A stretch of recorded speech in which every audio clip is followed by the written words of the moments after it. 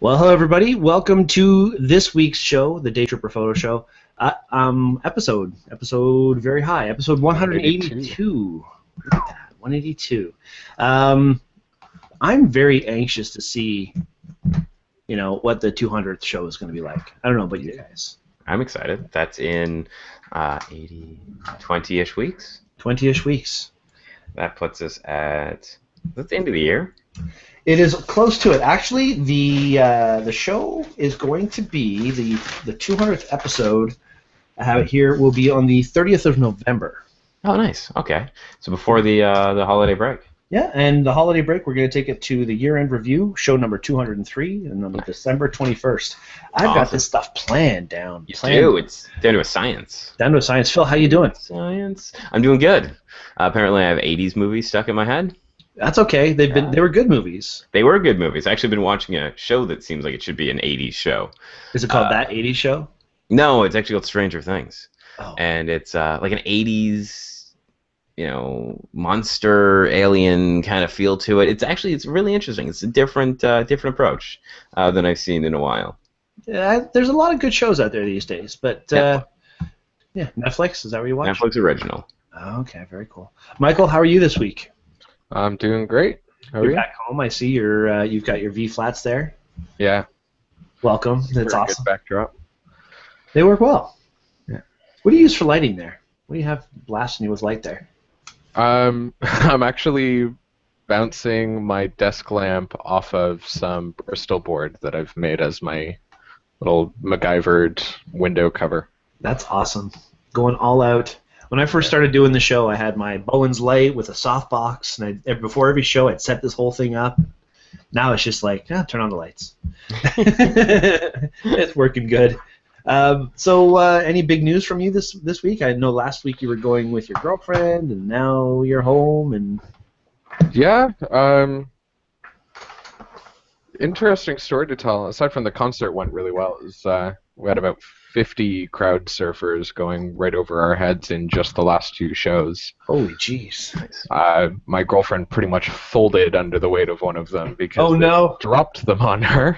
Oh, no. And then, just to remind people, that was the Warped tour that you went to. Warped tour in Rochester. Wow. So it was a fun concert. It was definitely interesting. But I think the big news for me this week is actually this Friday I'm going to shoot what is now officially my third wedding shoot ever. Oh, nice. And it's a lot of fun how I got this wedding gig. It was actually, I was invited to do it by a friend that I made a while back that I haven't heard from in a while. I was doing a photo shoot with some of my friends at an abandoned building. And we weren't expecting that much traffic at this building, but quite a few other people were there. And there were two other guys going through just doing urban exploration, taking photos of the building. And we ended up chatting with them. They brought smoke grenades with them, so we ended up using them as props for our shoot on the condition that they were allowed to shoot our models as well. And we all got talking. I took photos of the two guys that we met and emailed it to them, and hadn't heard from him since then. And a few months later, I got an email asking if I was available to shoot a wedding, and I recognized the name, and lo and behold, it was the guy that I had taken photos of way back when. So very cool. You just never know where you're going to make a good contact, do you? Yeah. So well, you should always be a decent It was really cool person. that he reached out to me. That's awesome. Congratulations. Very cool. Okay, well, Christine's watching. She says, "Good evening, gentlemen." Good evening to you, Christine. I'm glad you're watching. What else do we have to talk about before we get into this? Oh, there's so many cool things. I gotta say, before we get into the conversation of the show, there's been a lot of comments on people's photos that have been posted, and I have to say, I apologize if I don't comment enough on people's photos because I kind of save that for the photo review show. I kind of don't see myself as somebody who should be going and making. I love that the community is making comments, and I got to give Joe LeDuc a lot of credit for going through and making comments on people's posts, and he's very active and inclusive of everybody, and I love that. More people should be doing that kind of thing as well. We'd love to hear from everybody who sees these photos. Just a quick, great photo, bad photo. No, don't go bad photo. Give You can say it opinion. once. Then bye-bye. No, no, seriously, if you have something to say about a photo, go ahead and post it. It's great to see people interacting. But that's my comment. I apologize for not posting more. Occasionally I will, and I make posts all the time. But as far as commenting on people's photos for the photo challenge, I try and reserve that for this show because we all are going to have our opinions, and the fact that when we give the opinion, you can retort and you can use the Q&A and get back to us. I think that makes a much better use of an opinion. Absolutely. And we have to have many things to say here too. True, although we are never short of things to say. No. Nor is this ever a short show. Yeah, exactly. The photo review show tends to go a little bit longer. So let's get to the next thing on the agenda here. I just want to remind everybody that it is your last chance to register. Well, I guess it's not the last chance. You have until Sunday to do it. But if you do register for the Birds of Prey session, there are still 4 spots available for that. Fantastic. Yeah, we've gotten up there with registrations. It's amazing. It's going to be a great session. Hands-on instruction from amazing educators, myself, of course, included. I gotta give myself some credit. But Phil's going to be there doing his thing, teaching the world, imparting wisdom, as will the doctor, Ross Chevalier. Ross is the photo video guy, and he loves being a bird handler. Isn't that amazing, seeing that big guy with these tiny little birds sometimes, and he's just so gentle, and he just loves it so much. So that's a really great thing. And there's a little bit more about this experience, Phil. Why don't you let us know what the big change is with, where the thing is going to be and stuff. Well, this time around, last time, if you were out at the event, it was out in Bowmanville. And so this time it's actually going to be a little closer to Newmarket. It's just going to be out closer to a town called Tottenham. It's about 20 minutes or so outside of Newmarket, and it's a friend of Daytrippers. And it's going to be on an active horse farm. So we are going to be off in kind of one of the fields. Great backdrop. It is a not really manicured field. It's a hay field, so it's cut, but it's going to look a whole lot more natural than a nice grassy field. Yeah. So I think your pictures look even better, and I got a couple ideas for maybe getting a couple logs out for the birds to sit on so that you can get something that looks maybe a bit more natural than it's sitting on a post or something. And we're also going to roll a bit of video conversation into it this time. So it's going to be a little different session. It's going to be a lot of fun. And if you do want to register, get to daytripperphoto.com and get your spot claimed ASAP because it's going to be a blast. And that's this Sunday. And we're doing it in kind of the evening. We're doing it from 2 p.m. to 6 p.m. So it's not a morning session like in the past. It'll be right during nice light. Absolutely. And I believe, not that I need to say anything because it's Daytripper, and Daytripper's weather's always good, but I think we're going to continue that trend. Well, I hope so. It first started off, it was going to be perfectly sunny but warm. Now it's looking like it's going to be very warm and the possibility of rain. But like you say, we've had great luck in the past, and let's keep our fingers crossed. And At if least it does, won't snow this time. Yeah, it won't snow. It won't be hail this time. Hopefully. Last time there was sun, hail, rain, just about everything. Yeah. It was awesome, though. Okay, so actually, just want to jump back in. So if anyone has questions about the location and wants directions, I think we have a map that's going out for it. But you can always message me and ask. And also, I believe we'll be providing phone numbers. You can provide my phone number in the final email. So if you're on your way and you are completely lost, I know the area well. I know that seems funny because I'm out Pickering, but I actually know the area well. And so if you do get a little turned around coming out, I'll be on hand to help bring you in. I drove by the other day, and it's actually surprisingly easy to get there. I think we'll be good. Really one right turn. Yeah, it's one right turn off of Highway 9. Yeah. Anyway, Jason, hello to you. Thanks for watching. Jason's chatting to us in the Q&A. I just want to remind people to join the Daytripper Photo community on Google+. That's where we talk about all this stuff. That's where we share the links to the shows. That's where we share the photos for the reviews. That's where everything happens. So if you're interested in checking out that, go to Google+ and look for Daytripper Photo. It's a private community, so you'll have to ask to join, and I will happily approve you. Absolutely. Yeah, it's just a great environment. I love being there, and I love the fact that people are getting a benefit from the whole thing. Also, if you are liking this show, please click like. It kind of goes. It makes sense, doesn't it? If you like, click like. If you don't like, you can click like anyway. Click like anyway. Thank you. Thank you. And also subscribe to our YouTube channel and let the world know that you enjoy our show. It's fun. I love doing this thing. Don't forget, if you're watching this live, we talked about it earlier, join the Q&A.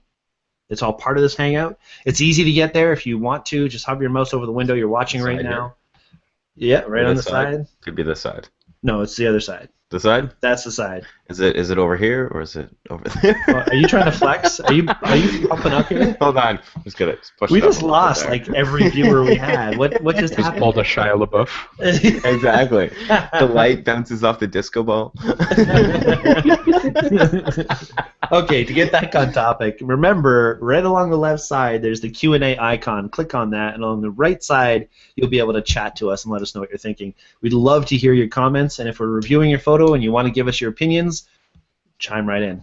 Mm-hmm. And last but not least, certainly, I really want to send a big thank you out to our sponsors who have helped make this show specifically possible, because this is the quarterfinal for the photo challenge, which means we're giving away prizes tonight. And I've got those prizes right here beside me. So first I'm going to thank these guys, LensPen, Cotton Carrier, Sennheiser, and of course Gentech, who gives us all the lenses from Sigma for our photo day trips, like on Sunday. Lots of telephotos. Yeah, it's awesome. Macros, all that kind of stuff. Sigma lenses, they make great stuff. And of course their new contemporary art and sports series are just getting rave reviews everywhere you look. So it's really nice to have access to these things on the day trip. Makes a big experience. But to get everybody comfortable and to let you know what we're giving away tonight, we're giving away for third place, we're giving away the LensPen digital DSLR cleaning kit. It's not digital. I shouldn't have said digital. Don't you hate that everything is digital these days? Everything's digital. Everything. This water bottle right here, digital. Digital. I'm telling you right now. Anyway, DSLR cleaning kit from LensPen. You get the LensPen cloth. You get 3 lens pens and a lovely Sennheiser lanyard that you can hang things around your neck with if you want. And in second place, you're going to get the same LensPen cleaning kit because it's awesome to have. But you're also going to get this little sucker. This is the Cotton Carrier hand strap, which I have on the shorts right here, and I use all the time. One of the most comfortable hand straps you'll ever use. Very easy to install and set up, extremely secure. I've had this thing for 4 years, this exact strap, and it's not frayed. It's not hurt. The rubber piece is perfectly good condition. They make them well. They're really good products, and I'm very happy to use the Cotton Carrier stuff. And for first place, the overall winner, get ready for this, guys. I had the Dremel somewhere. Yeah, what happened with that? Where's our sound effects? Michael, you should be the sound effect guy. No. Far too much responsibility. Fair enough. Okay, so for first place, you're going to win this.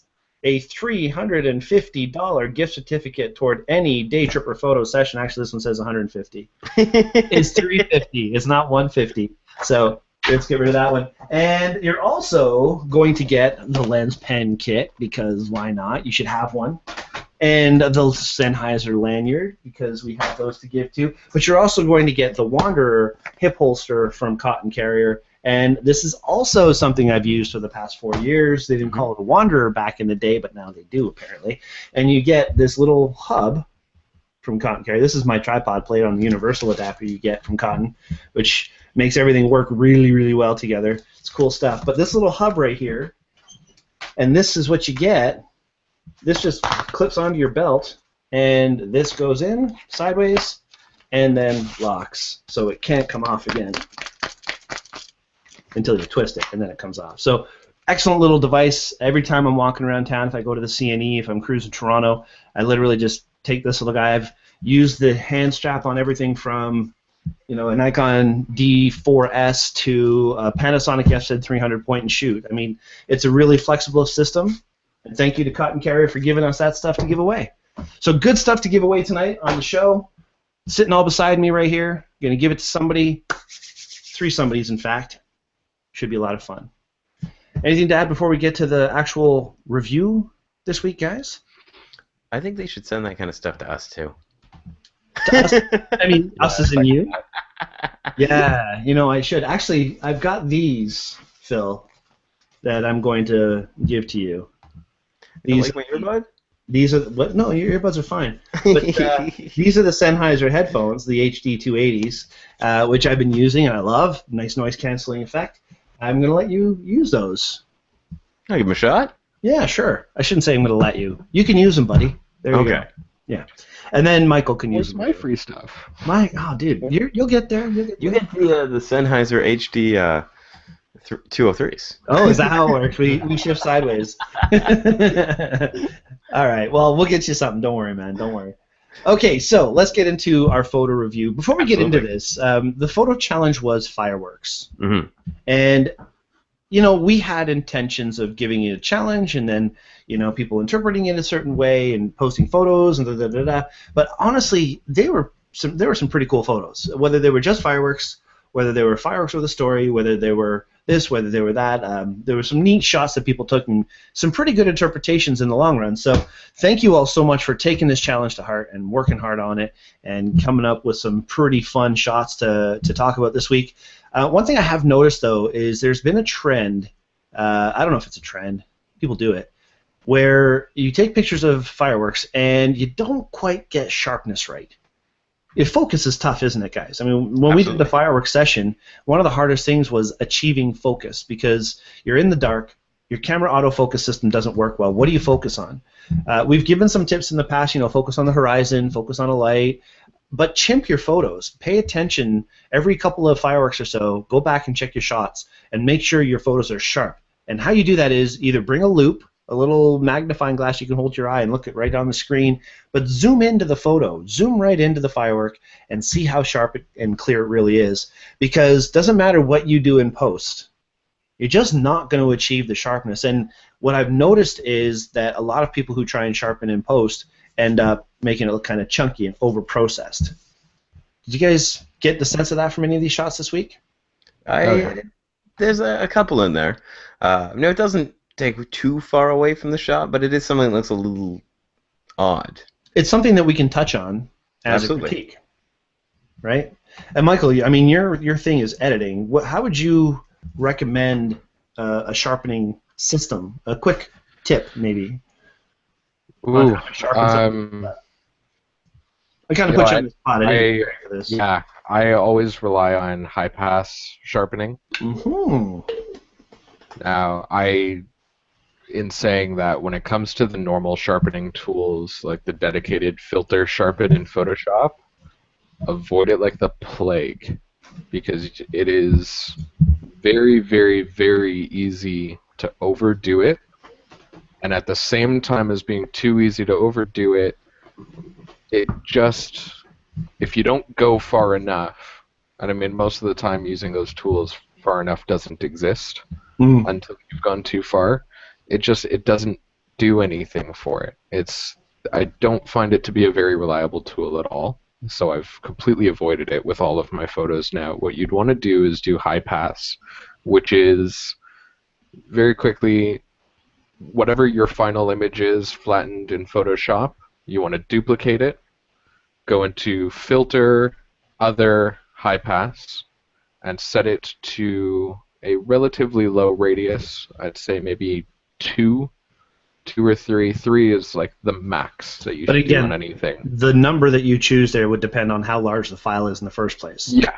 If you start off with a small image, you'd need less. Yeah. Small image, you'd need less. A lot of the cameras that people are using now, like I'm using the D800 and I'm even going down to 2 pixels.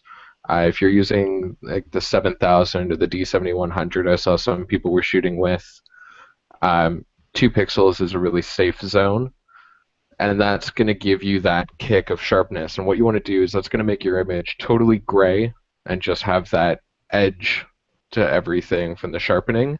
Set your blending mode to overlay. If you want a little bit more kick to it, you can set it to, I believe, hard light would be a good one. But overlay with 2 pixel radius high pass is your safest bet for really clean sharpen that doesn't overdo it and it doesn't leave you hanging for wanting more. The pop. And that's a really great tip, and I'm glad you said high pass because sharpening adds contrast to edges of all the pixels. That's really what's happening. And when you add contrast, you get this chunky kind of look. So for those wanting to maybe revisit their editing tool, process, instead of going to the sharpening tool, use the high pass filter in Photoshop, and that would make a huge improvement of the clarity that you're going to get from your sharpen. Awesome. Good tip, man. Thank you very much. Okay, so the current winners, the current leaders, I should say, of points for the winner wall looks like this. Basically, first place is Christine Small with 8 points. Second place, there's a three-way tie. Blake Zimmerman, Taylor, and Glenn Wilcox. The three of you each have 6 points. And in third place is Trish Castling with 4 points. So today is actually going to make or break who's going to win or who's not going to win. And yeah, it is pretty exciting. Actually, Taylor and Christine are both very close to points, and they both submitted this week, so it'll be interesting to see how this all turns out. So why don't we get to that? Why don't we have a look at some pictures? Who would like to do a screen share this week? I'll do it. Phil, why don't you do a screen share this week? I'm going to lose my notes when I do it, but I will do it. Okay. Give me a second here. Do this one. Go.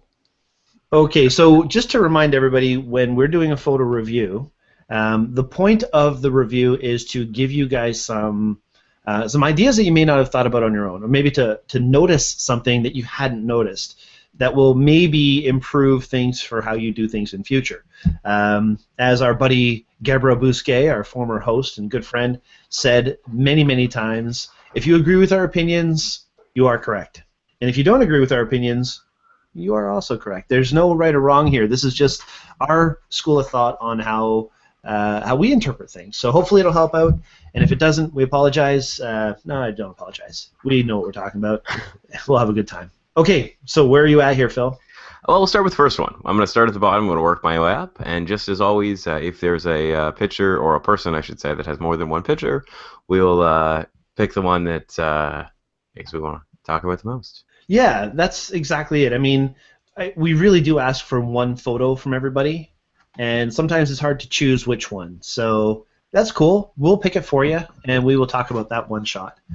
The danger to that is we might pick one that you didn't really like. So the best thing to do is to try and narrow it down to one. Good point. Very good point. Okay, so this is Mark Flinder's shot. Now, I'm going to also encourage everybody who's watching, if you're in the community as well, go to the community to view these photos. It's one thing to talk about them, what you see on the screen here, but it's not a large file, and your monitor may be different, and there's a bunch of different variables that will make it more enjoyable to look at if you actually see it through the community and go full screen and really have a good look at it. That's what I'm doing here in the background, I guess you can say, and that'll just help out. Oh, there's a new photo submitted. Oh. Chris Button just submitted a shot, a late entry. So that's something we got to look at too. All right. Well, we're going to get to that one. That's right at the top, so that'll be last on our list. By the time I get there. Yeah. Well, let's start with Mark Flinders. Okay, cool. So, Michael, why don't you begin on this one? Because we had a conversation about this, and it's interesting, not just the photo itself, but how he made the photo. And I'll quickly give what he says on that. He says, to create the image, I first made a fireworks brush in Photoshop, then using a spherical path, used the brush to create each explosion separately and their own layers, copying the layer style from the first into the rest so they matched. Interesting technique. I created them within a section of the Canadian flag, confined them to that space. I wanted the explosions to make up the flag to be separate from the large explosion in the back.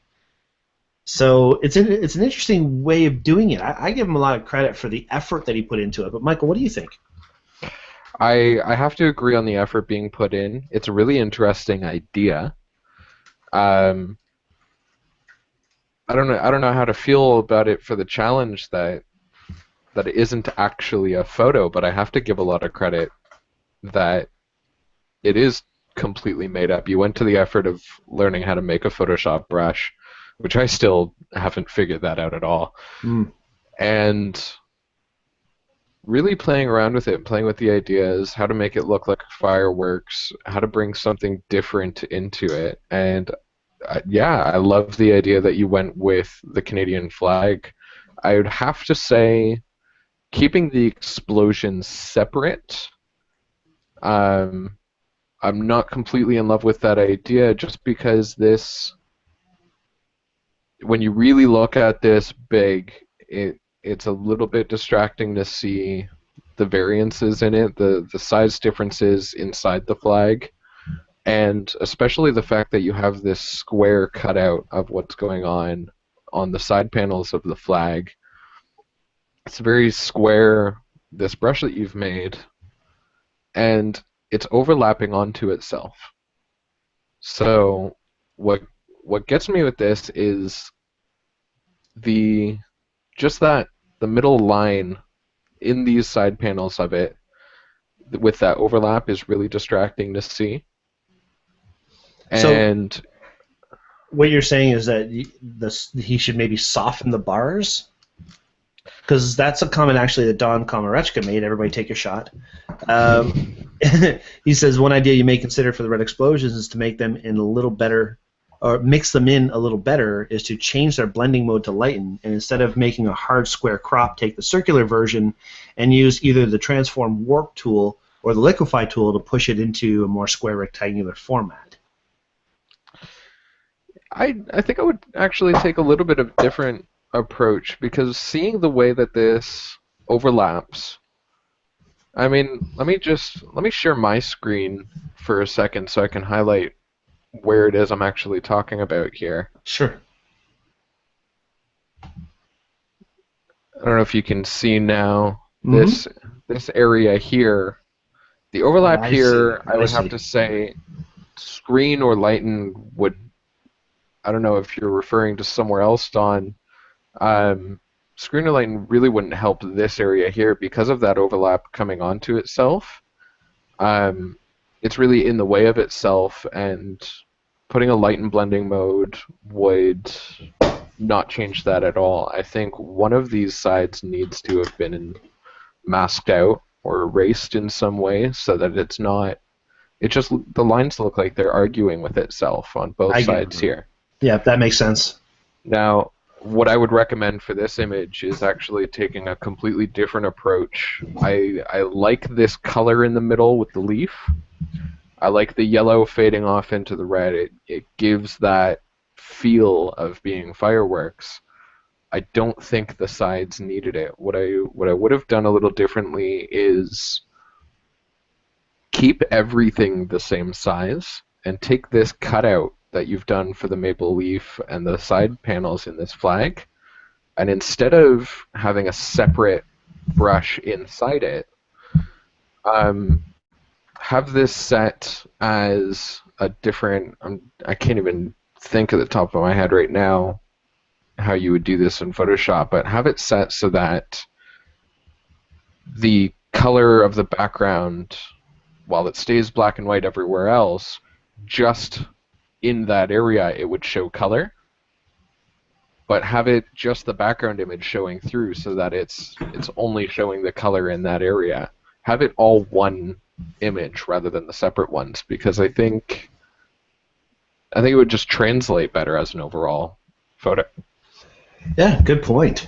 Mark actually just texted me. He's not able to watch tonight, which is too bad. He's at an all-night appointment. Not on this topic, though. He sent me something. He says, FYI, the website, I'm going to flip over to my screen here. Let's see, say here. The website Atlas Obscura calculated that the 299 billion Instagrams posted every year would equal more than 1,888 miles of film if they were produced on analog cameras. Interesting. The production expense of which would amount to more than $15 billion. For the photos that are posted on Instagram every year. That is crazy. Thank you, Mark, for that little tidbit. Totally took away from the point that you were making, Michael. I apologize for that. But no, it's a very good point, and that's something I didn't even think about. That's why I love having you on the show now, man. You've got a great eye for the details. That's so important. Phil, what do you think? I really don't have that much to add. We kind of went over everything. If anything, I'd want to see this a bit more of a rectangle. Like crop-wise? Yeah. Yeah, I kind of thought that too. That was my actual big thought. I thought I was so smart. Just Where I got it from. a 16 by 9 crop, just to get rid of the tops and bottoms, make it a little more square, but rectangular, I should say. But no, I like Michael's points there about the overlap. Mm-hmm. I just noticed something else as well. Looking closer at this, he's not coloring inside the lines. He's got a black cutout. It looks like he's actually cut a black rectangle into the background. Mm-hmm. and then put the brush over top.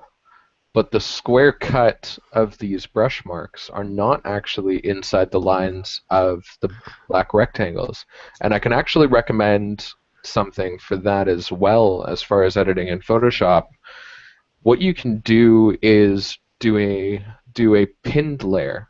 So if you were to actually make a black rectangle as its own layer, when you want to do your brush, make a separate layer on top of that, and you can either Alt-click on a PC or Option-click on a Mac the line between the two layers. And what that'll do is pin the top layer to the one underneath it. And what that does for the image is whatever the bottom layer is that everything is pinned to, whatever amount of that layer is showing content on the image, the layers pinned to it are only going to show on what's being visible in the underneath layers. So you can create, a really good example is if you took a photo of windows, you can create a little rectangle of just where the window is and pin anything to it, and the content of the layers that you've pinned to it are only going to show up within the borders of the window. Nice. So it's a different approach to masking that is very cookie cutter, but it really, really shines doing tasks like this where you want to attach something within solid borders like that. And it really cuts your editing time down as well. Awesome. Very cool. I'm really looking forward to next week's software show. There's going to be a lot of neat little nuggets flying on that show. That'll be fun. All right, cool. Unless anybody has anything else to add here, should we move along? I think so. Let's do it. Bob up to Jason's. All righty. So Jason, I believe, is actually watching tonight, which is very good. Mm-hmm. I'm going to start off with this one. First of all, I'm happy because he says this is the first time he's been shooting fireworks.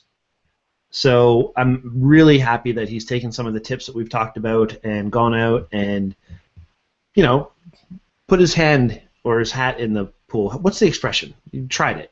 Well done. That's the expression. You tried it. Good job. And he tried the hat trick. And he tried the hat trick, exactly, which is really cool. Now, the focus, I think, in this shot, you did really, really well. And it looks like almost your blacks are so black now that the fireworks are just popping out of the frame. So I'm really impressed. I think using the techniques you've learned, you did a great job on your first attempt. And once you get those fundamentals down, you know, you're just going to have the urge to try these techniques in so many different avenues. There's zoom blur, there's focus blur. You can just hand hold the camera like Blake, who's watching, likes to do. You'll just hand hold the camera and make interesting patterns and stuff like that. So now that you've got the techniques down, the next time you shoot fireworks, we'll give you some free space to try all kinds of other stuff. And I'm really looking forward to see what you do. And Blake says, yes, lots of screen sharing next week, for sure. Well, I'll be doing screen sharing. Okay, so Phil, what do you think of this shot? I like it. I do agree. I like the sharpness. I like the little pop of color in the center. The only thing I don't like are the little bits of light at the bottom here. Because I think they just distract away from the nice, sharp, crisp, shot. And I do like the leading fireworks that's glowing itself into the picture. It's just the little dots of light I'm not the biggest fan of. Yeah, it's that rules of omission, I guess. If it doesn't need to be there, get rid of it. Mm-hmm. And with a super black background, it's very friendly when it comes to removing things from your shot. True, for sure. What do you think, Michael? Is it just me looking at this that it doesn't actually it looks in focus, but it doesn't look very sharp? And I have to say, I'm looking at on a larger monitor. Having this blown up, it's actually very difficult to focus on. I guess when you zoom in all the way, it does have a bit of softness. Yeah, so it does look a bit soft, and seeing the strings from the motion blur coming off of this, I can't tell if it's out of focus, because those strings look sharp. It's so hard to get focused. So my question in this case would be, if Jason, you are watching still, did you chimp your photos? And by chimping, I mean after every couple of shots, you look at your picture, your screen, you go, oh, look, oh. In other words, you pay attention to your pictures. Did you review your shots in between and zoom in and double check to make sure your sharpness is bang on, or is this like that whole where the first time I shot fireworks I was so excited I just sat there and left it on burst all night and didn't even check my pictures at all. They were all out of focus. I think something really interesting with this photo I'm noticing is when you're looking at the sharpness of the two fireworks blooms happening here, that orange glow in the back looks really, really cool. The sharpness says that they're right next to each other, but the brightness and the color of the one in the back makes it look like a kilometer or two further away. Yeah, and it it's does. just giving this really weird feeling of depth that is just makes it all the more interesting to look at. I have to say that the starburst in the background looks really, really cool for this. Yeah, I agree. As for the photo overall, I have to agree with Philip about the white dots from the lights on the buildings in the background are just a little bit distracting. So it would have been a little bit stronger, again, have that extra 10% if those were taken out of the shot. As far as the processing goes, I'm really happy with this because you've brought it down, the blacks have brought down nice and crisp, have the color pop, but it doesn't look like it's gone too far because what I can see right off the bat is I can still see the integrity of the motion blur lines on this bloom. I can still see that little bit of smoke. It looks a bit of a green tinge underneath the orange. I can still see that it's not taken out of the shot. Mm-hmm. So I have to applaud you on the extent of your editing, that it's not over-processed and it doesn't look under-processed either. The only thing holding me back is the sharpness of this. I can't tell if that's focus or if it just needs a little more in post. It's also hard to tell about how they're compressed and rendered up to the web sometimes. But I mean, if you have some sharpness, like when we look at the next one, there's a different kind of sharpness in the photos. So you definitely, you can get sharpness in post online for sure. Mm-hmm. All right, anything else to add on this? I don't think so. Okay, let's move along. We'll bring this one, I believe, is next. Oh wait, Jason replied here. He says, I tried to. It was happening so fast. I used the hat at the beginning, but just started firing at the end, and it did not turn out for me. Oh, yeah, I mean that's what happens, right? That's what happens. You get excited and you start shooting and loving it, and you kind of forget to look at the details. But you know what? That's why you submitted photos for the challenge, and that's why hopefully our opinions will help for next time. Cool. All right. What do we have next? So we have Richards. Richards. Yeah.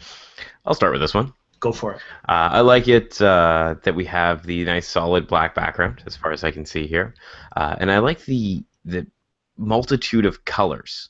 We got the green in the center. Well, I shouldn't say in the center. The orange in the center. The greenish coming off of the center. Point here. Fading off to white. We have some orange kind of blooms happening and some kind of blue going on in the back. So a lot of detail happening, and there's not a lot of the smoke itself seems to have made it into the shot. And if we take a look here, and then we have a bit of smoke maybe blurring some of the light here, but for the most part it seems relatively crisp kind of side to side. It does. See, now Michael's got me all zooming into these pictures and looking really close.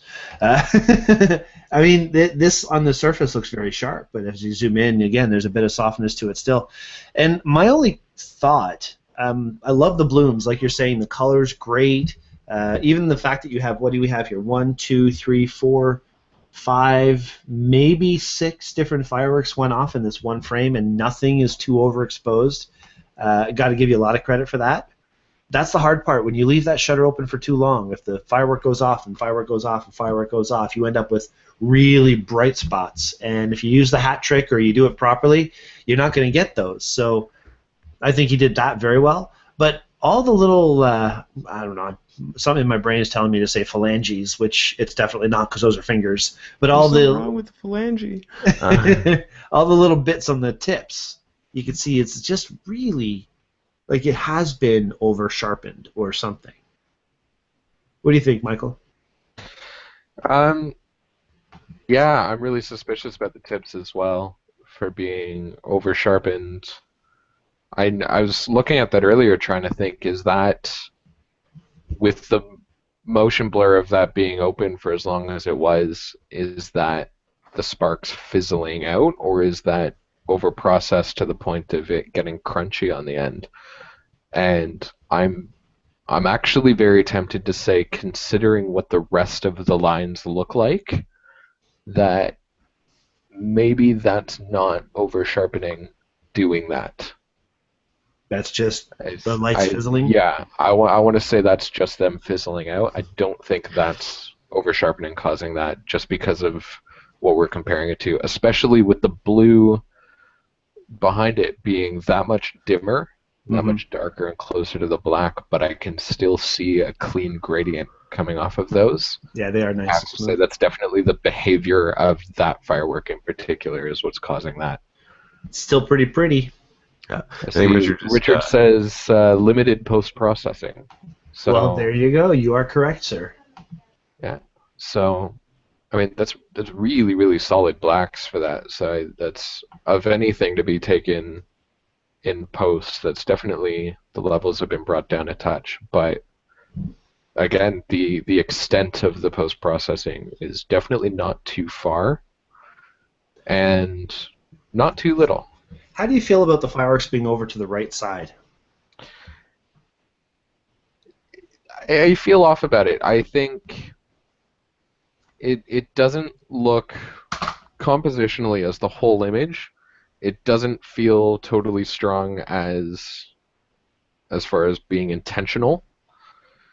I think what this is missing as far as the crop goes, especially already having that solid black to work with, I wouldn't want this cropped in any tighter to center it. I would really like to see the left side taken out even further and have this sitting at the edge of the shot and have a lot more negative space on the left. Mm-hmm. Maybe just a touch more on the right to open it up a bit, but I like having it on the side where it is. It feels nice. The movement is nice because the lines are leaning into the shot, into the left. It feels a little bit too square to me. Hmm. So I think opening this up and making this more of a widescreen shot would have been really, really cool. Yep. Excellent tip. All right, guys. Anything else to add? Sorry. Not for me. No? Okay. Good advice. And Richard, thanks, man. Thank you for posting. Let's move along and check out the next one. Oh, I didn't realize you had two pictures. He did, and I think the first one was the one that we really should get into. They're both really pretty, and the second one was like a big palm tree. Yeah, I'm just gonna pop to that right now. That's what this looks like to me, and I like it because of the palm tree feeling. Yeah. Palm tree, and then you get the waves crashing against it. But then we're going far into our imaginations. The first one good was pictures. definitely stronger. Yeah, Yeah. the first one was stronger. Okay, let's check out who's next. Byron. Hey, you're welcome, Richard. Thank you so much, man. Byron's photo. Now, this one, I'll start on this one just because when I first saw this, I thought it was like a big dragon coming up from the dark trees in the background. Oh yeah, I saw Phoenix right away. Yeah, right. Exactly, Phoenix. I'm pretty sure he did a zoom blur on this, just by the way that everything is kind of rushing almost toward the camera. I thought it was a really neat shot. A little bright, a little hot in the really really bright spots there. You could tell there's some burn there, some overexposure, but I think it was really great, the color and the fact that you did the zoom in on the shot. Either that or it was a super windy day, but I'm going with some zoom blur. Michael, what do you think? I'm actually, now that I'm looking at this again, not so sure about the zoom blur, because when you look at it's tricky, because when you look at the exposure on the right side of the frame, it really says zoom blur to me. But if you look at the tree line at the bottom, the tree line is the same size, but there's that little bit of shake up and down. And I have to say this is camera shake rather than zoom, or both, and it's just not showing in the skyline. So like a handheld 7.6 second exposure. It's a tough Hard to call. say. That's a I tough call. Or still maybe I he think leaned on the tripod a bit.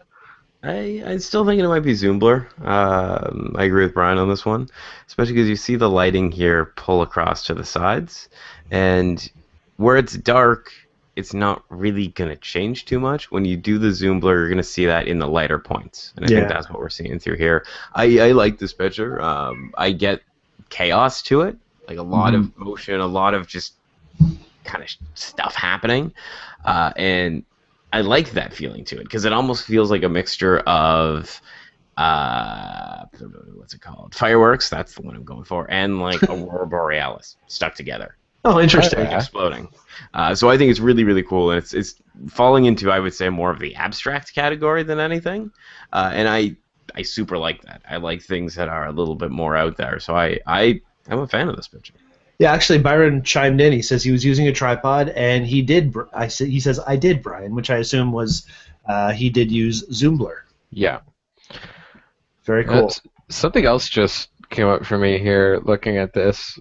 Just painting a picture, because you said dragon, I said phoenix for this bottom set of fireworks, but I'm looking at the one at the top, and this totally just screams to me a phoenix being attacked by the flying spaghetti monster. Oh, Gabriel would be so happy we have another flying spaghetti monster host on the show. So it's just So cool. I'm trying to decide how to feel about that top one because I love the creature that's being created at the bottom, and I was trying to decide if the top is too distracting and takes away from it. But now that I've sort of painted that picture for myself, it makes it all the funnier. That's awesome. All right, well, good job, Byron, and nice job mixing it up a little bit, trying something different while you shoot. He says, yes, use the Zoom blur. Thanks, guys. I was going for more abstract feel for this, and I love the spaghetti monster. That's awesome. Great. All right, cool. Let's move along. Check out the next shot. And that's bringing us up to Simon's. Simon. Okay, now this is interesting. We talked about this one at the beginning in the pre-chat, and I mean, Michael, why don't you start on this one because your thoughts on the Horizon were interesting. Yeah, at very first glance, this was definitely one of my favorite shots, but there's two things that really stood out to me. Was the horizon is very clearly off in this photo and definitely could have used some touch-ups. It's just, you really want to focus on the fireworks in this, but when you look at it bigger, you can't get away from the fact that the horizon is visible in the shot, but not where it should be. So it's a very distracting element, and I think definitely deserved a little bit more attention. But the other thing that really stands out to me is the use of sharpening, and this is where we were talking about it in the pre-show, and this is a perfect example of where high pass probably would have saved you, because it looks like you were using one of the basic sharpening filters in Photoshop, and that really shows through in the orange bloom up top, because I'm getting a lot of false color in this. You're seeing little twinges of green and solid red and other colors up in this, and it's just got a weird texture to it now, and I feel like that overall takes away from the shot a bit. Mm-hmm. So this, I love the colors that you've saturated this with. I love the exposure that we've actually got detail in the sky. You can see the smoke drifting off. And it's The a cool timing firework. of the capture, yeah, it's a really cool firework. The timing of the exposure is beautiful. You got it all the way up. You got a really good length of the bloom. And it's just the processing that gets to me. It needed to be rotated, and the sharpening was definitely overdone here. Yeah, I'm with you on that. First of all, Simon, I'm loving that you posted again. I saw Simon again when we were doing the Canada Day, the table for the Lost Studio on Canada Day on Main Street. And he came by and we just started chatting, and it was great. You know, it kind of reminded him that the community is going on and things are still happening over here. And he submitted photo right away. So I really applaud that. Thank you so much for doing it. I do agree with you, though, on the horizon. It kind of makes me want to tilt my head. When it's really something that's as easy as in post, just kind of going yoink, you know, just a quick shift back. Yeah. But the over processing is what really threw me off, and that's when I was just like, okay, I'm really happy you gave that tip about the high pass, because I think a lot of people will get a benefit from that. And if anyone's interested, I can post more in the community instructions written down if anyone wants to try using the high pass on their photos. Mm-hmm. Actually, I think I've done a high pass on the show before. Okay. I've done a. I'll have to go back and find out what show that was, but it's definitely something we can revisit as a quick tip. We can actually do as a quick tip on one of the shows where we don't have as much content to cover in hopefully 1 hour, which we're about 9 minutes away from. So why don't we move along and check out the next shot? So with the next one, we have 3 shots. Right. Oh, Rosemary. I think we voted on the first one. I think so. Agree. Early one, right? Yes. Okay. Phil, why don't you start on this one?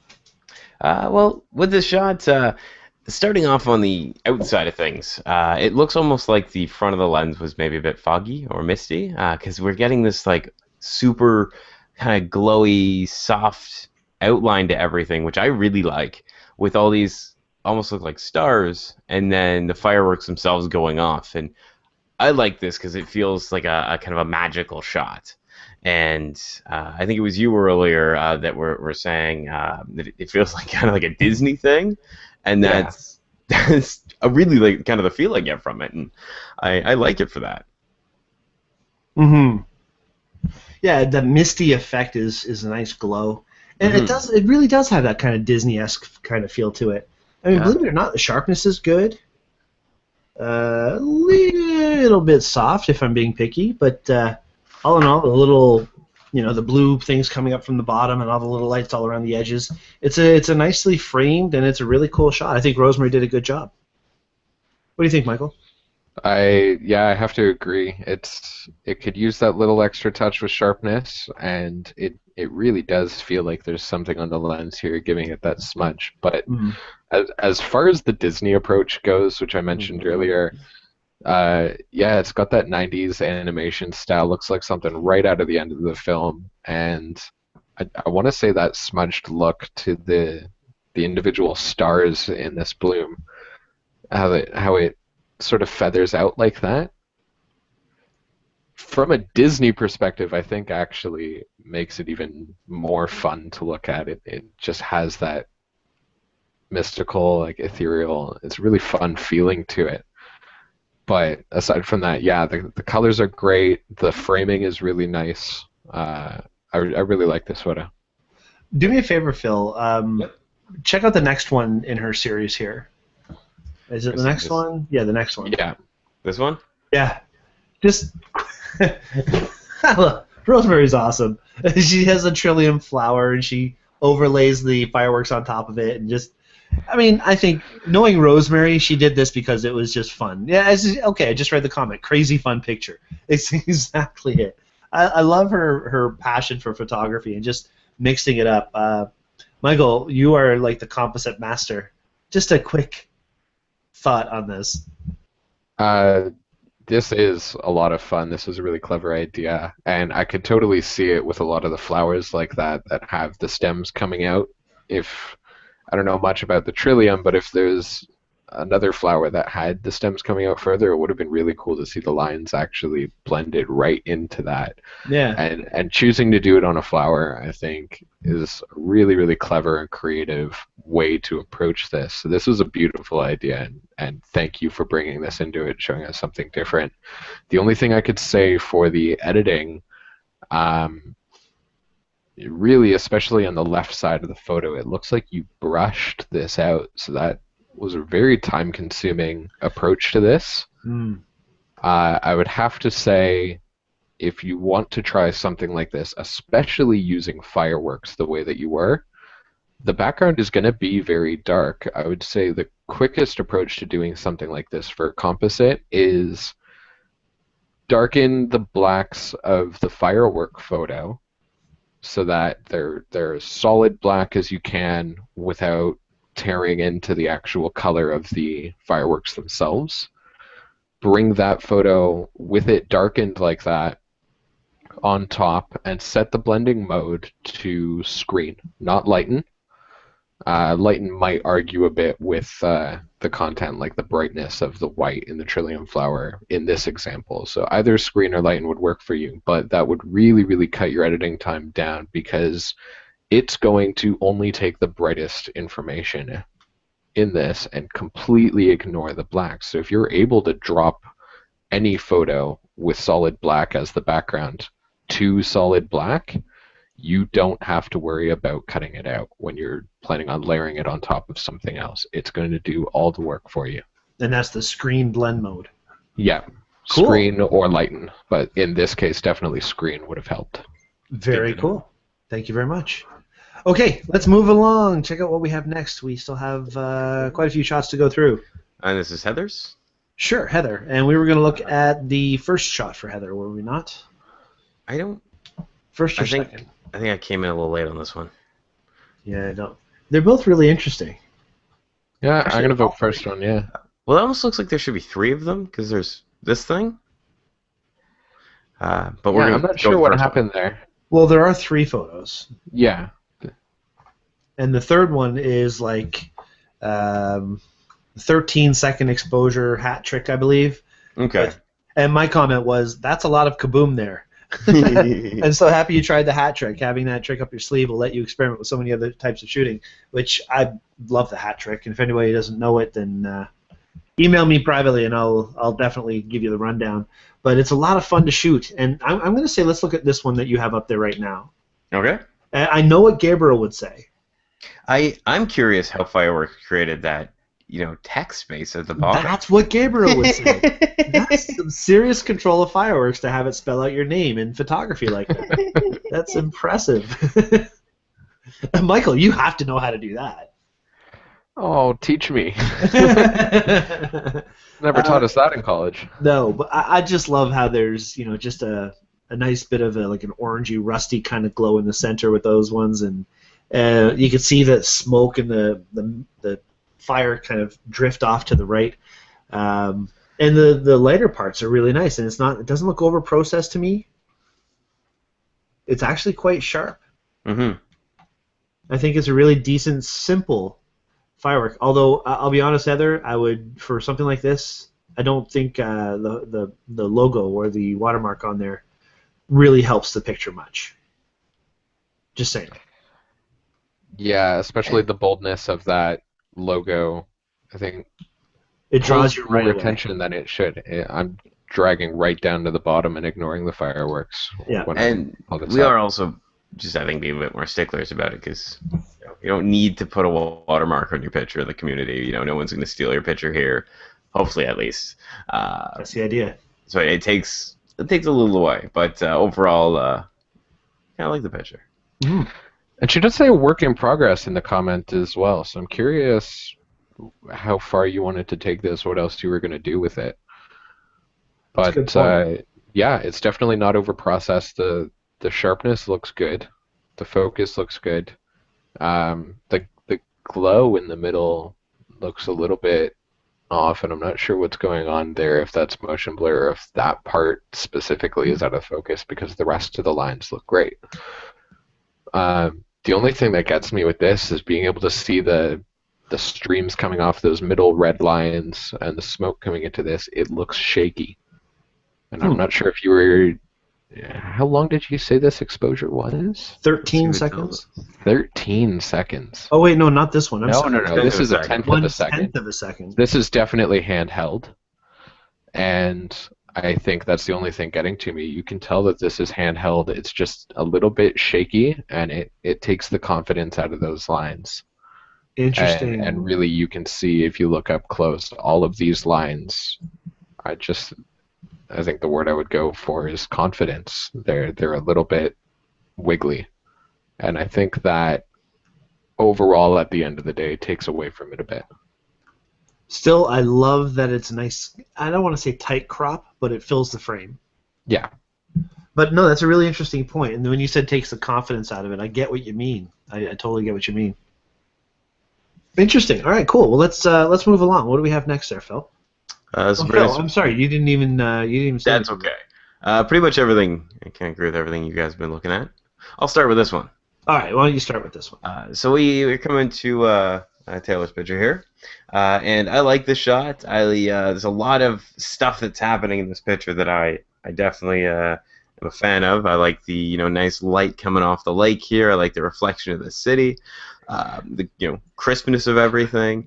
The part of the picture I'm not a big fan of, and it's something that possibly could be darkened down, and because this part of the city here does not have any other part next to it, it would be a little bit easier to maybe darken this corner then without it looking kind of funny, because we have the nice dark corner over here and nothing over here that's bringing our eyes away except for the darker side. So darkening this little corner down, I think, would be the only thing I'd like to see in the shot.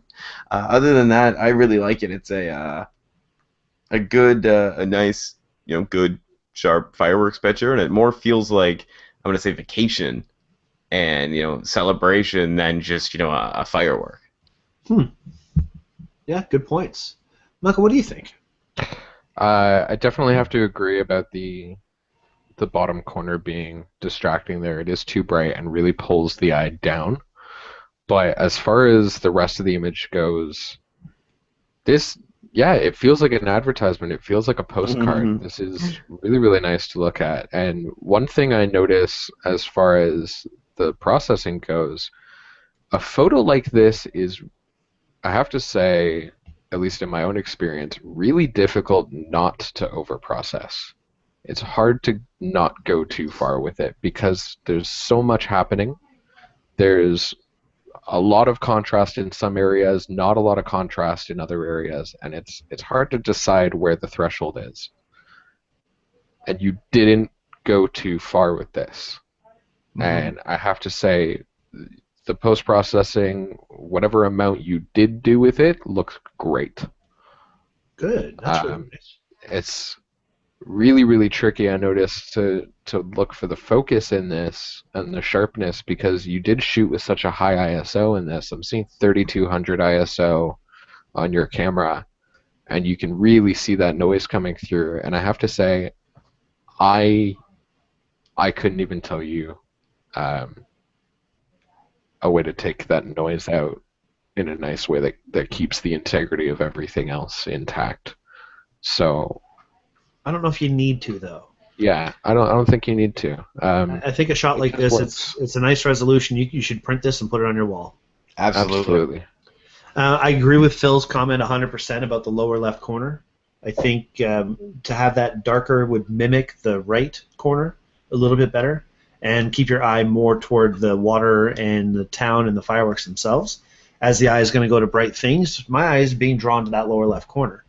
I like Christine's comment, actually. She just posted here. She says she loves this picture. The lights on the water are magical. I agree. Mm-hmm. I think the water is what's making the whole shot. The fact that you have all the boats out there and everything going on. I think you made a lot of good choices. Honestly, the 3200 ISO was necessary, or else you wouldn't see in the streets. Like, you can zoom in and see people walking on the shoreline on the opposite side. You can see buildings, and you can see all kinds of neat stuff. And it reminds me of when I was a kid reading National Geographic and finding those photos with, like, water buffalo everywhere and stuff everywhere. You just dig deeper and deeper and deeper into the shot and find more things. This is what I get from this shot, and I think you did a great job. I love that Michael says that your processing was done well. That makes me happy. And I also love the sharpness and all the detail that you've got here. And I'm also curious that if we ever do a Daytripper session out in BC, we're going to have to come to your place because you've got the best deck around. This is a pretty good view. Absolutely. Just saying. You might see Daytripper Photo knocking on your door there, Taylor. Just saying. Never know. Blake says, I'll try to review a few ideas for noise for next week. Remind me. Okay, well, Blake is going to be on the software show, and one of the tips that I would give for noise removal would be using Nick Define, which you can actually choose specific areas to adjust and control that amount of noise reduction much better than you would in, say, Lightroom or something else. So that's just one software I know of that would help with noise. But definitely, I think that's a great idea, Blake. We can visit, maybe if Taylor doesn't mind, we can use this photo as an example to go into doing some quick noise removal with software. Could be fun. Okay, unless you guys have anything else to add, why don't we move along to the next shots? Okay.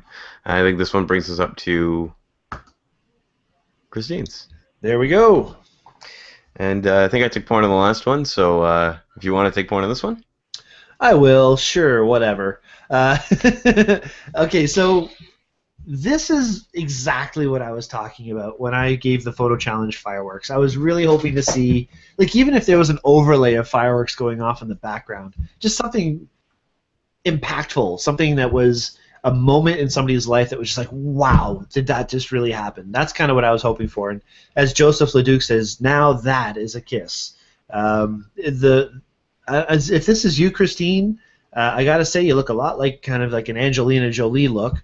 Whoever this is, you're getting that passion. What I liked about Angelina Jolie way back in the day was her passion in her roles, and when she played a role, she really played it in Hackers and all these other roles. Gia, she just played some roles that were just the attitude you get from her approach is being translated in the same thing I'm getting from this shot here.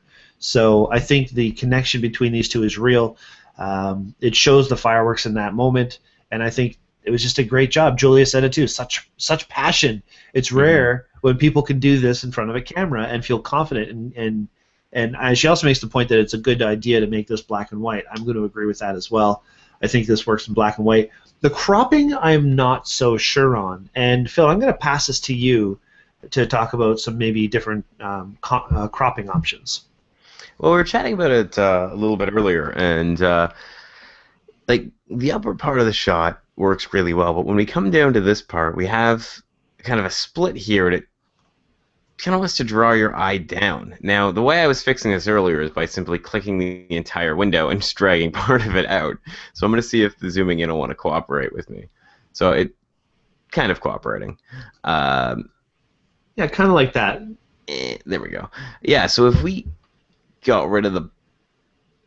Okay, I'm trying to get rid of the bottom, but it's... There we go. Got rid of just the bottom part. And we'll imagine the rest of the shot looks the same. I think it would help bring more of a concentration straight to kind of the faces, as opposed to having a little bit of potential distracting at the bottom. Mm-hmm. Yeah, I think it actually looks pretty good like that. I'd probably leave a little bit more room on the sides, which obviously we can't do through what we're doing here today. But, yeah, interesting. What do you think, Michael? I'm actually completely in love with this photo. It's really hard to decide how to feel about the cropping, because you're absolutely right that it is distracting having that line visible, and just the placement of the border right now could be better. I'm actually a little tempted to disagree on pulling it in a little bit, just because just the general rule of never cropping on the edges of limbs, always cropping in the middle. If you crop right along the hips, like you had where it was zoomed in, it just cuts off their legs. And I think I would find that just as distracting, because it feels amputated to have a crop that way. So best case scenario, I would really wish that this was actually cropped further down the thigh rather than cropped in. But that aside, I have to say what I love about this photo is there are so many minor elements to think about taking a photo like this, and all of them work. The positioning of the hands is beautiful. Mm-hmm. The overlap of the fingers for the girl in the photo is great. They're not in the way of his face. Taking a photo of a kiss in a lot of ways out of practice, especially I don't shoot a lot of couples, so I'm out of practice, I can say this, it can be a little bit clumsy. Mm-hmm. And the position that you shot them in, the angle that you shot, you can see both of them clearly and still see that intimacy in the shot. The action is there. It's perfectly executed there. The lighting is beautiful in the processing. You've got solid black t-shirt and solid white shirt right next to each other. And a It's really extra. tricky thing, especially wedding photographers deal with it all the time, of having a black suit next to a white dress. How do I expose both of them correctly? It's exactly what you did here. I can Mhm. see the detail in the white top. I can see the detail in the black shirt. Everything's clean. The background isn't distracting. None of the elements of this are distracting to me. Mhm. Just that bottom where the belt is pulling the eye. But everything else looks so clean. And the energy is there. The emotion is there. This gives me fireworks all the way. Yeah, I agree with that. I do. And Christine says she left the bottom because she loved the body language. I agree with that. And it adds to the curve of her spine, she thinks. I do Oh agree. yeah, having it flare out from behind there too. Hmm. Good choices, very good choices. Beautiful photo, Hmm. and great twist to the theme, fireworks. Really appreciate it. I also like the added grain. It's a Yeah, nice touch. Makes it feel like an older picture. Yeah, yeah. considering this was shot at 100 ISO, that's Yeah. something that had to have been put in post. Oh, I Yeah. didn't notice that. Yeah, it feels very Hollywood to me. Like I would love Hmm. to see this as a poster or a book cover. Nonetheless, I'm sure the couple loves it. Hmm. Something to frame it once again. We got to start printing more, folks. We got to get out there and make some more Absolutely. prints. In fact, before we started the show, I looked behind me and I saw I still have this one photo behind me. I've really got to start getting some prints made and put up on the walls because it's looking a little bit weak. Looking weak. She says, "Thanks for the review, guys. You're very welcome. Thank you for sharing. Good job." Okay, what do we have next? We have We have Jerry 3 more to Kelly's. go through still. Oh, 4 more. Oh, Jerry. Yes, because we have the new one. Right. So Jerry. Love this. Again, fire works, Yes. right? The fire here is working pretty good. Hmm. So I like that twist to it.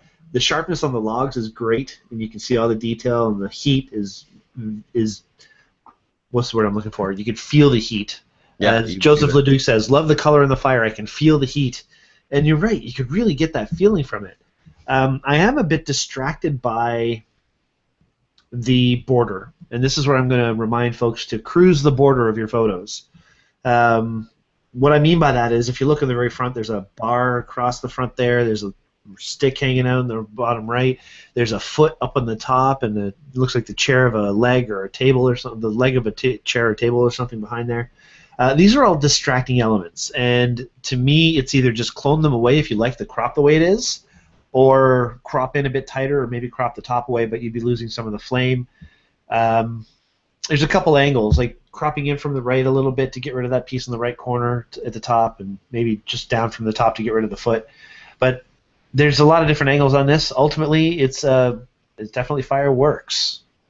Phil, what do you think? I like this picture.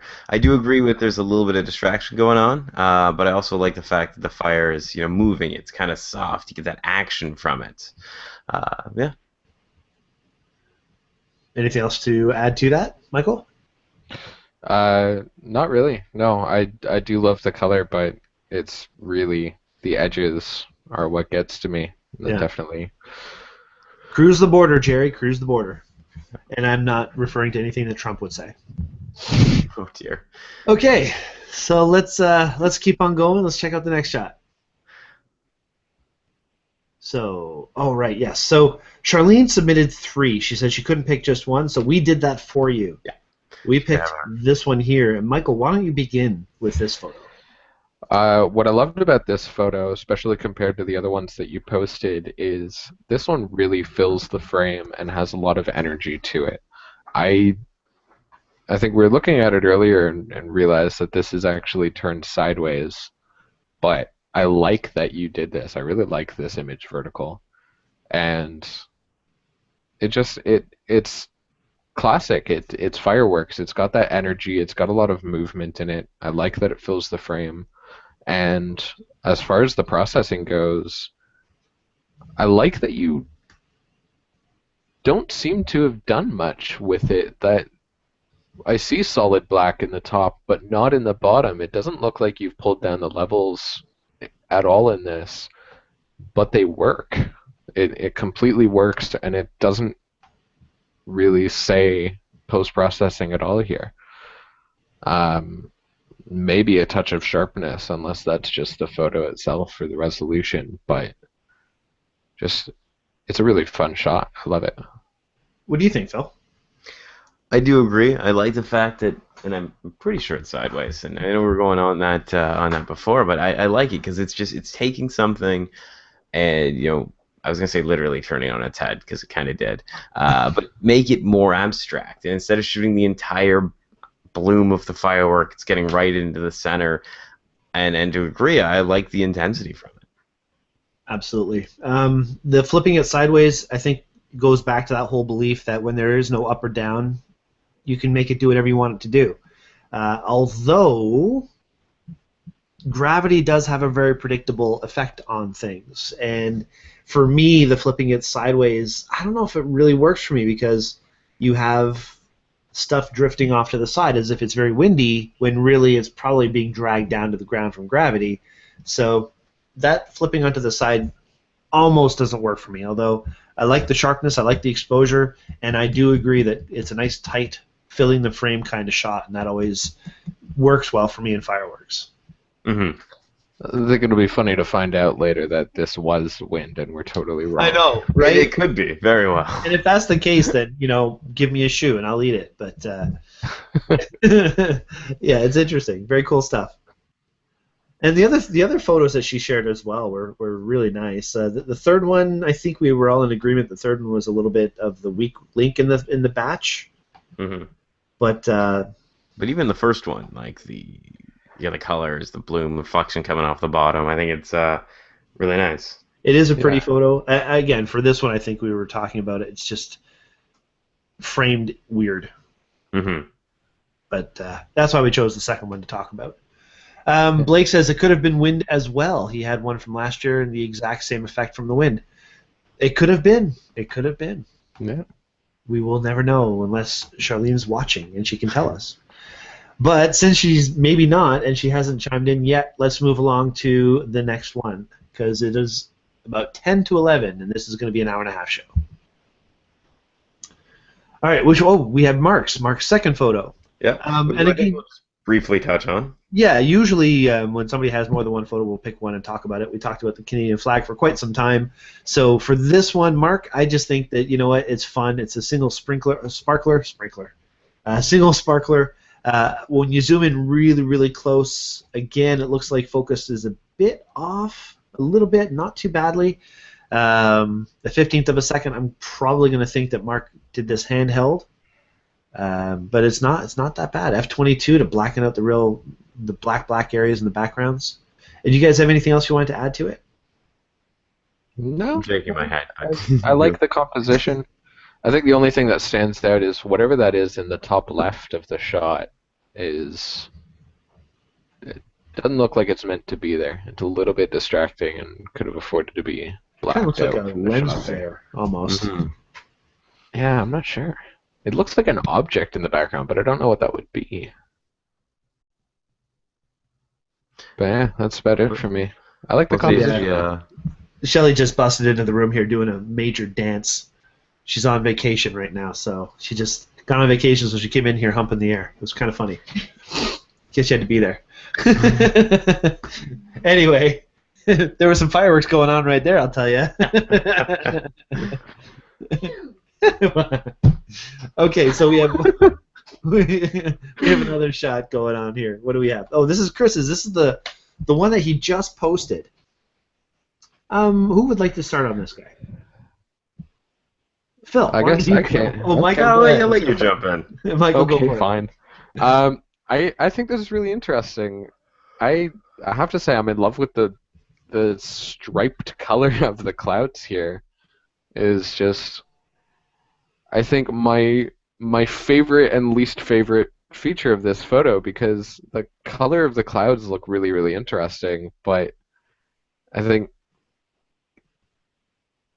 I'm totally losing the word to use here, but going against what you're aiming for, the clouds are in the center of the shot, close to the center. The fireworks are actually cut off on the border. And just the interest of what's going on with the clouds, it feels like that's the center of attention. The clouds are our focal point right now, and it's driving a lot more attention than the actual fireworks are. So it's a really interesting element, but I think it's actually too interesting. And that's interesting right there. There's a lot of interesting things in this photo. And in our comments, apparently. Phil, what do you think? I like the fact that you see, because our last, I guess, official picture, it was, super up close. This one I like is far away. You're seeing the entire story. You're seeing the fireworks launch. You're seeing them go in the air. You're seeing them explode. You're seeing the smoke fly away. It's getting everything. So it's like the bigger picture of fireworks. So I like that. But it is a little bright on the ground, and that is a little bit distracting. But I do kind of like the patterned smoke, the remnants of the fireworks drifting off, as you were saying earlier, Michael. Mm-hmm. Yeah. And I like how you framed the shot. I like the framing. It's just it came up a little too high, and that was definitely not your fault, considering the rest of the composition in any other context would have been really, really nice. I like that he was using the A6000 mirrorless Sony camera. Those are really difficult to focus in the dark. Yeah, I've noticed that the folks that use those cameras, especially in our last fireworks session that we ran last year, they had a lot of trouble getting focus. So the focus here is not perfect, but that would just be me being very picky. I think you did really well. This is a 19mm f2.8 lens. It's a prime. It's a very small little lens, and it does a great job. I think it's a really interesting photo you shared here, Chris, and thank you so much for submitting it to the challenge. Absolutely. And it's I don't know if Chris has submitted to us before, has he? I don't think so. I don't think so, but good job on you, man. Good job for jumping right in there. That was a lot of photos that we had to go through today. It was. But there's a lot of good ones. I agree. A lot of good ones, a lot of fun stuff, a lot of interesting techniques that people tried as well. So absolutely. Kudos to everyone for submitting this week. Phil is going to keep the screen share up because we're going to announce the winners of this current photo challenge. But however, before we do that, I'm jonesing right now. I just want to go out. I've got fireworks left over still, and I just want to go out and blast off a bunch of fireworks. I don't know. Maybe I'll be arrested. I might try that tonight after the show. Who knows? That's a little late. Can't really do it now, can I? Fireworks. Want to launch fireworks. Okay, so we have picked the top winners, and after all things considered, we also have our overall winners for the photo challenge, which I'm going to ask. I'm going to ask Michael to go through and actually announce the winners because I've got to go through and do some maths. Do some maths and stuff. So, Michael, in the chat, I will just confirm one last time what those choices were as we do this. Starting at number 3 and going up, of course. Starting at number honorable mention and going up. Right. Because we have an honorable mention tonight. Yeah. All right. You get that okay? Looks good. All right, shall I start? Go for it. You start, and I'll even get some sound effects going because I can. What order am I going in? Honorable mention first or 3 first? Honorable mention first. Honorable mention is going to Mark Flinders. Ooh, look at you getting all there. It is. All right. Mark Flinders gets the honorable mention for his first photo with the Canada flag. We loved this photo's idea, although we realized it's not actually a photo. We loved the idea of this. It was a really clever approach to it, and it just needs a slightly different approach to how it was processed would have, again, brought that extra 10%, made it a little bit better. But agreed. Beautiful thinking. All right, and the third place goes to... Charlene gets third place for this, for her second photo. I'm not doing very good at the whole scrolling thing today. They're up more, aren't they? They're up more. Charlene is there. It is. There we go. Yeah, we just loved the energy of this. It really spelled out fireworks to us. The execution was great, the processing was great, and we have a lot of appreciation all around for it. Absolutely. Cool. Second place this week goes to... Taylor gets second place. again, just an overall beautiful image, beautifully executed, beautifully processed, and really, really shows the energy, shows the excitement of the event going on. Lots of elements happening in this photo, and all of them awesome. Very good stuff. Awesome shot. Thank you for submitting that one there, Taylor. Cool. All right, so now we're up to the overall first place for this week. At least the first place winner is...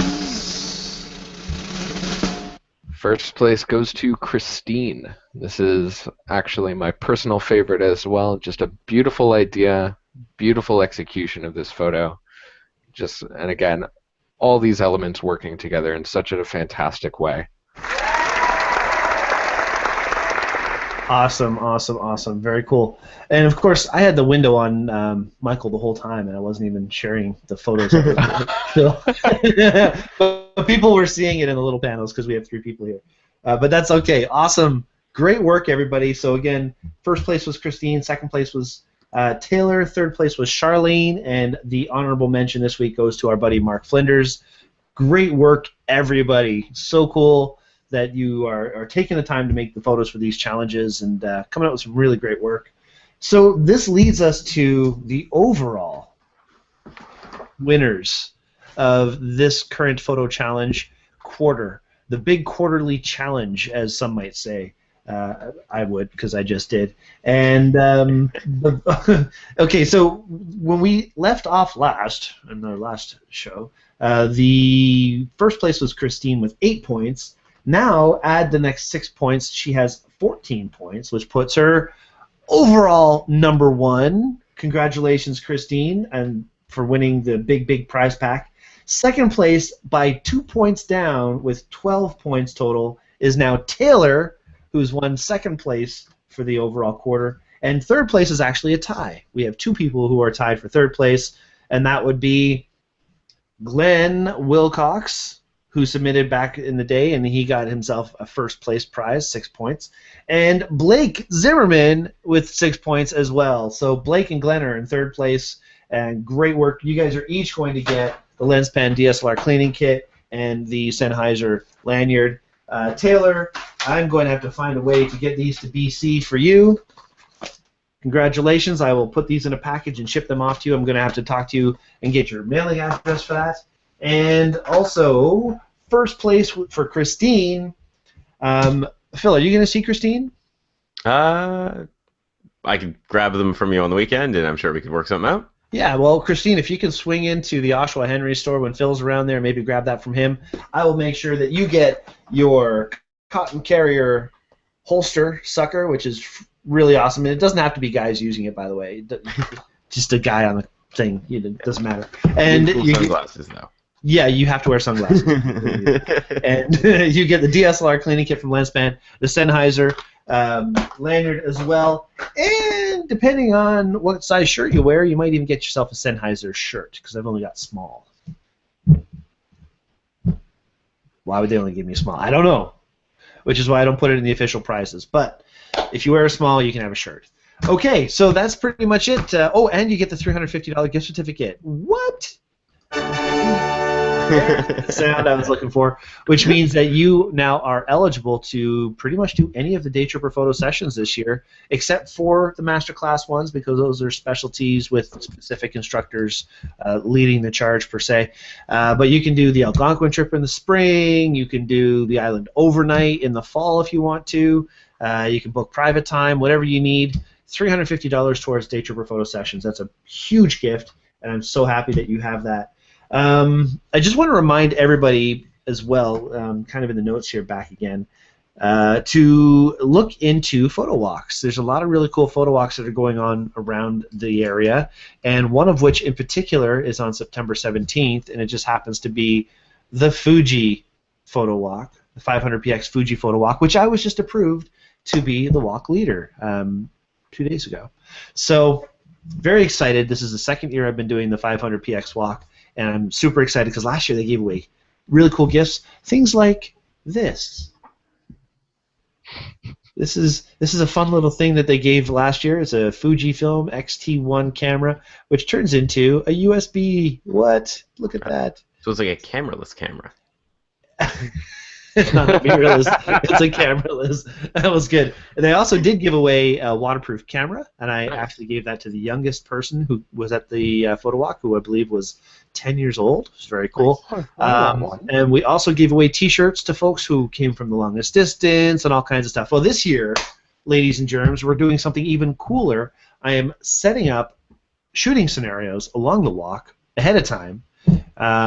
If all goes well, we'll have some skateboarders doing some fun stuff at one part, and we'll have some models in another part, so we'll be able to really have some interesting shooting in other than just the standard walk through historic Newmarket, which is always beautiful on its own. And then when it's all said and done, we're headed up to the loft. We'll have a meet and greet, we'll have some food, and we'll have a good time. So check it out, folks, the 500px Photo Walk.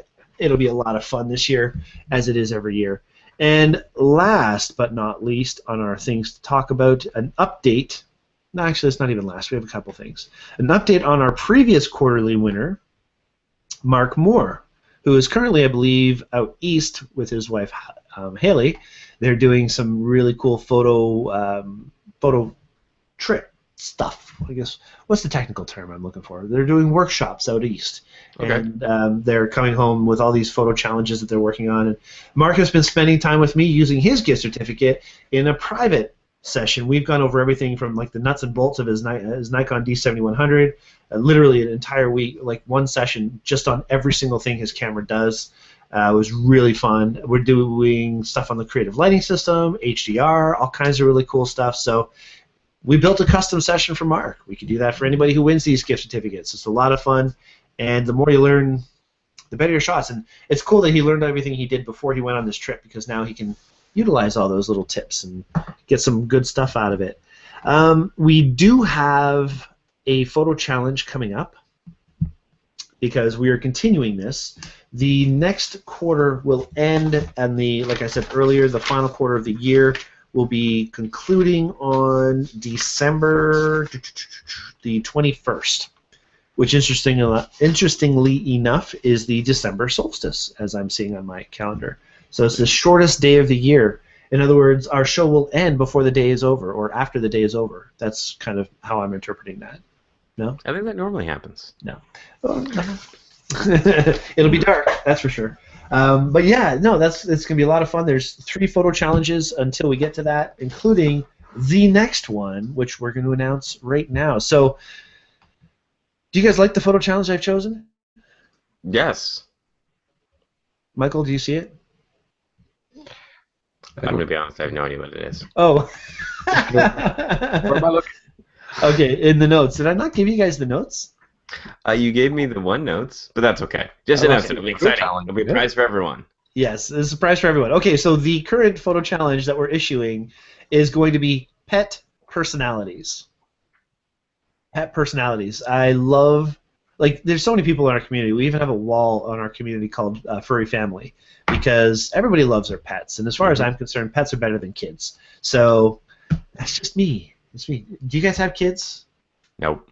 You don't have kids, Phil. I know that. Michael, you don't have kids, do you? Certainly hope not. Okay, nothing you know about. Some people love their kids. Personally, I'd rather have a pet, and when you get a personality out of the pet, that's not easy to do. So you can take this literally, you can take this figuratively, you can do whatever you want to do, think outside the box, but pet personalities is the current photo challenge. Can't wait to see what everybody has planned. Next week's show is going to be a tips and techniques show. As we've talked about, Michael's going to be on, Phil's going to be on, Blake is going to be on. We're going to get into editing software and sharing some of the interfaces, how they look. Mm-hmm. We're going to talk about the benefits of each one. And as I mentioned earlier, also we'll even get into some of the Nik plugins where we can show how to do some sharpening or some noise removal and other really cool things. We do have a quote. We're going to end the show today with this quote from Peter Adams. The quote is, "A camera didn't make a picture any more than a typewriter wrote a great novel." That's a really good point. It's very true, isn't it? Everybody, I had a customer the other day, and she literally came in saying, "I have this camera, but I want this camera because this person made some really good photos with it." And I looked at her and I said, "Really? Do you actually think that has anything to do with it?" I don't think she liked me too much. She left.